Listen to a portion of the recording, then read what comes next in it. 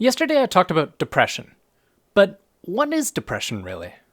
There's lots of different ways to conceptualize what depression is. It's clearly a condition of the mind. It causes certain lack of affect.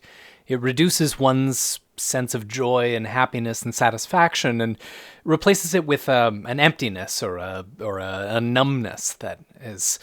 It underlies all of your other feelings. It's not so much an acute mood. It's not so much a feeling that you have, but rather a generalized condition that continues throughout whatever it is you're doing. But of course, depression looks different for every individual, and it looks different across cultures as well, and across time. For someone in my situation, depression would look like, well, me staring at the ceiling or doom scrolling for hours on end, not getting the dishes done, something like that. It also means that when I go to a party or I'm in a social situation or something like that, I just don't feel the kind of joy that I might if I weren't depressed. I struggle to actually feel good in situations where I would feel good or should feel good. It even stops me from doing the things that would make me feel good. One of the main things that people tell you when you're depressed is, eat properly and exercise properly and get some fresh air and go and see people and all those sorts of things. But when you're depressed, that's really hard. It's hard to actually get up off your ass and do the exercise or to want to eat properly. Can't count the number of times that I've had a bowl of cereal for breakfast, lunch, and dinner, or just not eaten at all for an entire day. It's very difficult to actually drag your ass out of a depressive episode when you're depressed. But for somebody else in a different culture, it might feel different. It might just feel like a slight drag. It might feel like, I think I've heard it described as a peppery sensation on the head. Just a general dullness of the emotional affect.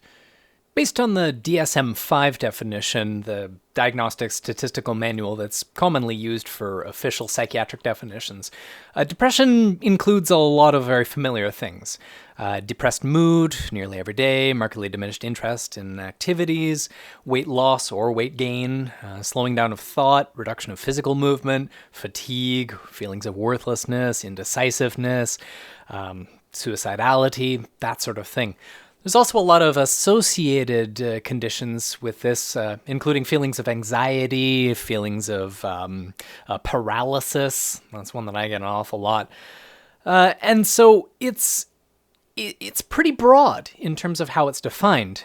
But when someone is going to get treatment or looking at this as a serious diagnosis, it's usually being prompted by a cause. And that cause, more often than not, is economic in nature. For example, can you get to work? This has obvious practical benefits. If you're not able to get to work, you're not able to make money, and you're not able to, sustain yourself in this world that we have.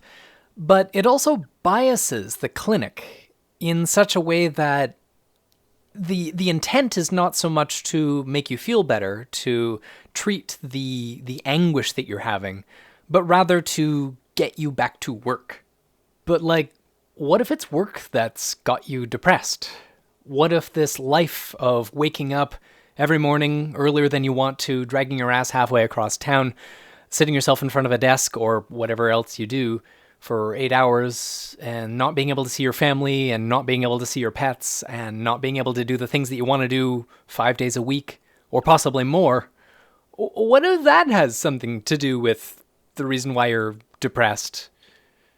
Because depression has a situational component. It's not merely a chemical imbalance in the brain. It's a product of both the way that you think, your psychology, your techniques for processing information, the situation that you're in, and yeah, sometimes there can be a biological component to it. But when treating for depression, if it's being looked at just as a biochemical aspect of your psychology, and you're ignoring the situational aspects, or they're being subsumed into this other motivation towards getting you back to productivity, then it's obviously not going to be very effective now, is it? Most people's first contact when they're looking to get treatment for depression or a depressive episode would be a doctor, just a general practitioner, not a specialist in mental health. And, well, a doctor is not exactly well-equipped to deal with a depressive episode or depression of that kind. Very few of them have been actually specifically trained in psychiatric medicine, and even fewer still are, well equipped to be counselors or to analyze the broader situation of a life. So the first answer is usually, here, take these pills, they'll make you feel better. As to what these pills are, it's usually a matter of asking what symptoms there are and then treating for those symptoms. So if a patient wanders in and says, "Doctor, I don't feel good, I feel anxious all the time, I don't feel joy in my social situations," they'll check off a list of these symptoms and then just pick the drug that is associated with those symptoms. So more often than not, this is some variety of SSRI, selective serotonin reuptake inhibitors. This is a standard antidepressant, Prozac being the first one that was developed. And there's now all sorts of variants of this SSRI-based model. And so this works by preventing your brain from reuptaking certain serotonin sites in the brain. And it's not quite certain why or how this works, like the mechanics of how this operates in the brain and how it alleviates depression works. But apparently it does. And I've had some good experiences with SSRIs. The first time I had a depressive episode and got a prescription of, I think it was Celexa from my doctor, it worked, knocked me out of it, and I started feeling all right again for a while. This is probably a familiar story to a lot of folks who've had this experience. The drugs might work at first, and then they start getting less efficacious. That is to say, if you can handle the side effects in the first place. And then the doctor says, "Here, take more, it'll help." And then the increased dose works for a little while, and then it might not work quite so well. Or maybe the side effects are just too much to handle, or maybe it's not working well at all and you're just getting worse. Okay, well, let's try a different drug. So they take you off that one, the withdrawal is awful. Then they put you on a different one and try that, because that also checks off these symptoms on the checklist. And the same story happens. And some people I've talked to, they've cycled through upwards of a dozen drugs over the course of their life. And some of them work, some of them don't. Some of them partially work, some of them have side effects that are intolerable. Eventually, some people find a drug that kind of works. Some people don't. Eventually, you might run out of SSRIs to try, and so you might try something different. Something like lamotrigine, or maybe if you've got anxiety, there might be a benzodiazepine that's prescribed to alleviate that. Those are lovely drugs too. They can solve some of the problems. But even still, treating it in that way doesn't necessarily make it go away. It's not a cure for depression. It's not a magic bean that makes things okay. It's just alleviating symptoms. But if it ticks off the box, i.e. if you can get back to work, if you can get back to being productive, well, you're cured. The problem's solved. Just stay on these drugs forever and you'll be fine. Trouble is, a lot of these drugs, especially the SSRIs, they have long-term impacts. With a lot of them, you end up with a lower tolerance for depression in the long run. Indeed, the drugs stop working quite so well at the same dose. You have to keep increasing that dose. But when you withdraw, oftentimes people are worse off than they were when they started. And what's really disturbing to me is a shocking amount of the time, people are on drugs because the doctor prescribed them, but they don't know much about the drug. They weren't even really consulted. They were just handed a prescription and said, "Here, take these, they'll make you feel better." It's really shocking because there's no patient participation in the treatment plan. There's, in fact, a great ignorance on the part of the patient as to what they're taking. Some people, they can't even tell me the name of the prescription that they're on. And that's scary. Because unless you know what you're taking, you might take something that's incompatible with it. Something that could be dangerous. If you're on an SSRI and then you take like St. John's wort as a supplement, you could die. that would give you serotonin syndrome potentially. Could cause a storm in your brain that you can't recover from. But this is part and parcel of treating depression as if it were a medical ailment, purely as a medical ailment. Yes, there is a medical component, but it's bigger than that. It's broader and a more complicated aspect of your life that needs to be addressed. The brain is an incredibly complicated organ, and it has a lot going on. As well, you're interacting with an environment that isn't always conducive to non-depressed living. Getting a referral to a psychiatrist, in Ontario at least, takes months. Just getting your doctor to make a referral and then waiting for that psychiatrist to have an opening, you could be waiting for quite some time. And if you're in an acute crisis right now, waiting for that appointment can be downright dangerous. And once you get to the psychiatrist, there's no real guarantee that they're going to be able to help you in the way that you need help. Most psychiatrists also are no good at therapy. They're mostly just brain doctors. They're brain mechanics. They're drug dealers, effectively. Which, if what you need is a drug dealer, that's great.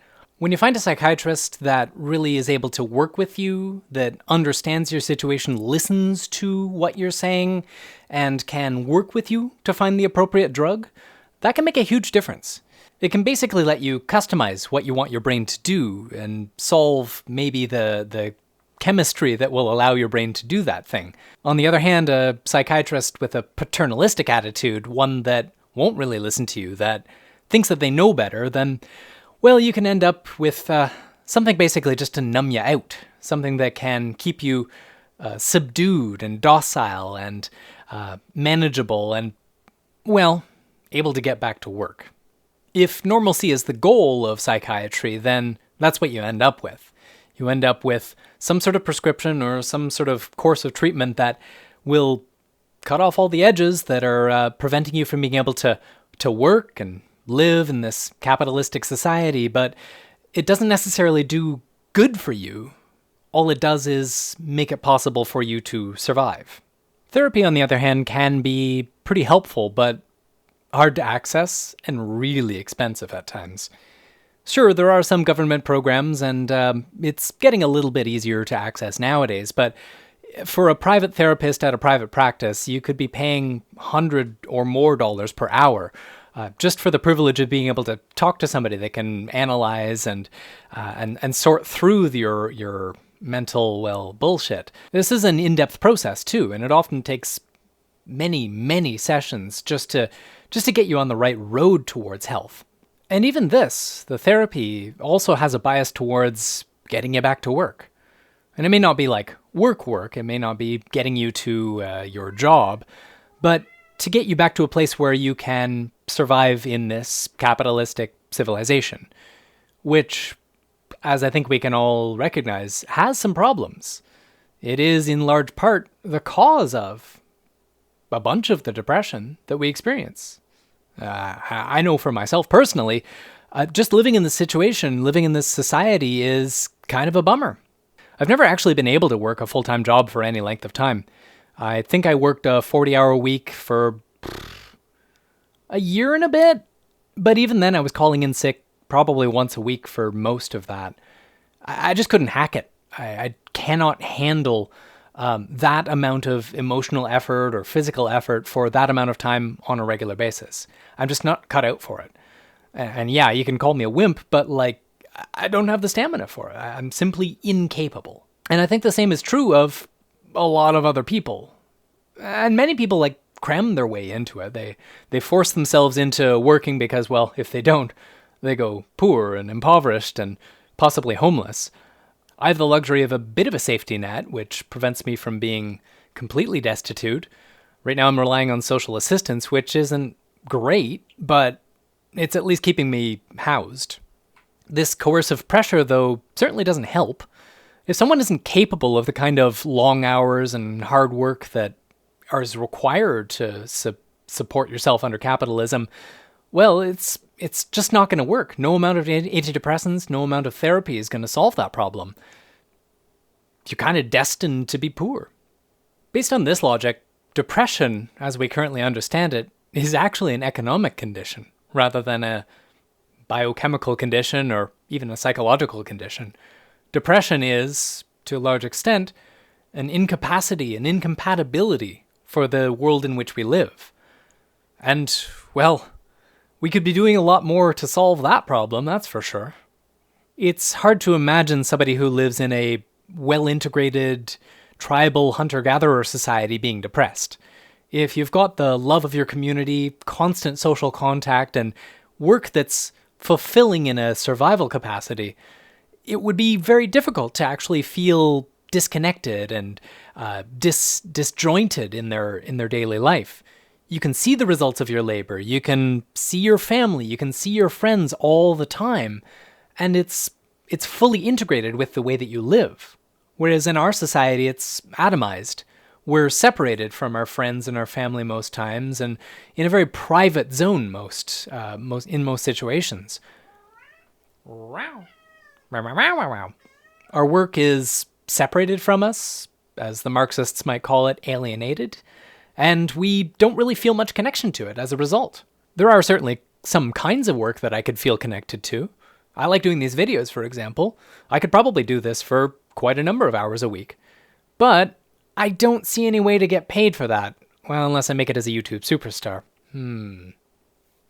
But that's not exactly realistic now, is it? So if we really want to deal with depression at large, I think we need to change society.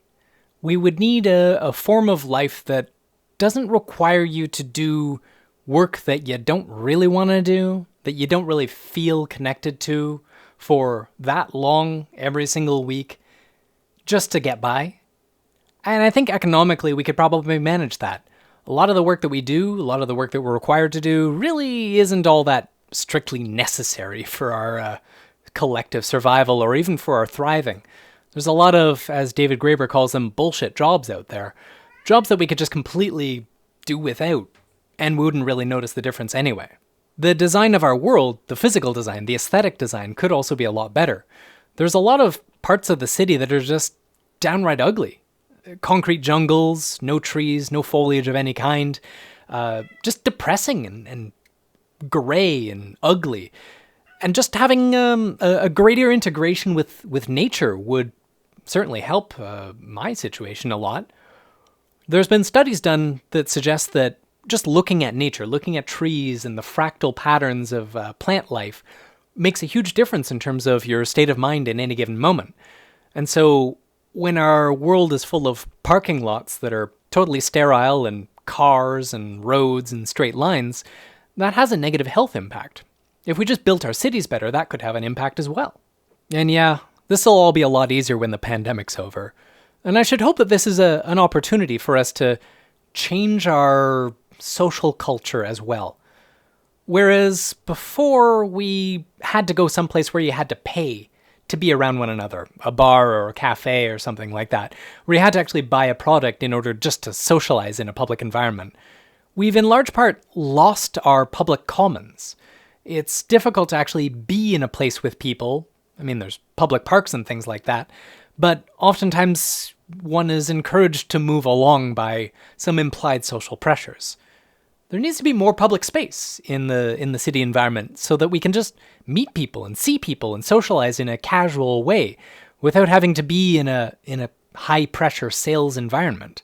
A stronger sense of local community would help a lot too. We often live in situations where we don't know our neighbors, we don't really even talk to them unless you happen to run into them or their dog is barking too loud and you have to shout out the window. Anyway, if we lived in a more neighborly world, it might be easier just to not feel lonely on a regular basis. If you could simply walk out your door and say hi and hang out and get to know one another, that would be pretty fulfilling. The education system could certainly help with this as well. Our current education system is designed for industrial production. It's meant to create good capitalist subjects that are capable of going to work for 40 hours a week and getting up at appropriate times and having temporal discipline. I don't really think that that's making healthy kids. And in fact, teenage depression is skyrocketing. It's through the roof recently. And overall, just having a sense of hope for a good future. It is a bleak world, and unfortunately it's getting bleaker. There are certainly good aspects, but the knowledge that the ecosystem is collapsing, the knowledge that the political situation is incompetent and inept and incapable of doing anything about it, it's worrisome. It'll make anybody anxious if they know enough about it. And, well, I think a different relationship with drugs might be in order. Right now we look at drugs in terms of the good ones that you get from your doctor versus the bad ones that are either illegal or recreational in some way. But the secret is we all do drugs all the time. Sugar is a drug. Love is a drug. Everything we do, including like video games, is a drug. And if we start approaching it in that way, that we understand that these things are altering our brain chemistry in one way or another, we might start to have a different relationship with it. Yes, the drugs that a doctor give may usually be trustworthy, but we should at least be informed as to what these drugs are doing, to know what it is that we're putting into our bodies, and also to start to embrace some of the non-medical treatments for depression. There's something of a psychedelic renaissance underway. Early experiments with psychedelics back in the mid-20th century showed great promise in terms of alleviating the sensations of depression and anxiety and all sorts of other things as well. And for that matter, traditional cultures have been using these drugs for thousands of years as a medicine, as a plant medicine that allows for healing in a social as well as physical sense. There are certainly risks with these drugs. The risk of psychosis and the risk of traumatic stress is certainly a significant thing, but if we had a culture that allowed for and assisted with the healthful use of these drugs, we could alleviate a lot of those risks and draw all the benefits that these things have the potential of having. There's certainly a lot more to learn, and there's also some other technologies that are on the drawing board as well. I have a friend that works with neurofeedback technology, and she's currently working towards a new platform for that so that it can be used at home for modulating your brain waves and trying to help you that way. There's some great potential in that, and I'll probably talk a bit more extensively about it at a later date, but the sky's the limit in terms of what we can do with our brains and with our society and with our personal lives. So if you feel like you're struggling right now, I get it. I understand. There's every good reason to be depressed or anxious or all of the above. And I am too. I struggle all the time with this. And sometimes it's better, sometimes it's worse, and the drugs do help, but they don't do everything. I should hope that our world will change by necessity, because we can't keep doing things the way that we've been doing them. It's not good for anybody or not good for the planet itself. If we made a change, if we decisively and collectively decided to change the world in a way to eliminate depression, both on the individual level and on the societal level, we could do it. We just have to want it. Anyway, I do these videos daily. If you enjoy my content, definitely hit the like button and subscribe to the channel so you can keep up to date on what happens next. And if you have any comments or suggestions or questions or anything like that, definitely contact me, because that will inform what I talk about next. So thanks for watching, and I'll see you tomorrow.